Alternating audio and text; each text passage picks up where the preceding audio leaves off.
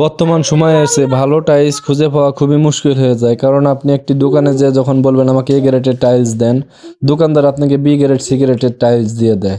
তখন আমরা মিস্ত্রি যারা কাজে যায় আমাদের কাজ করতে খুবই কষ্ট হয়।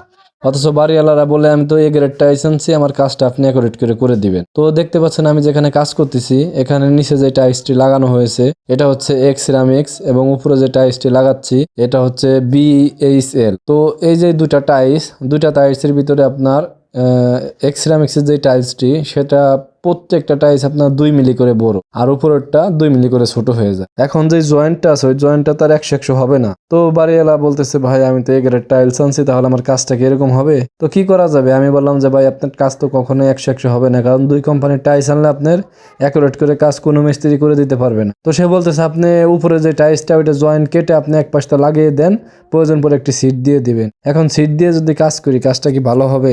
অবশ্যই একটু কমেন্টে জানাবেন সবাই।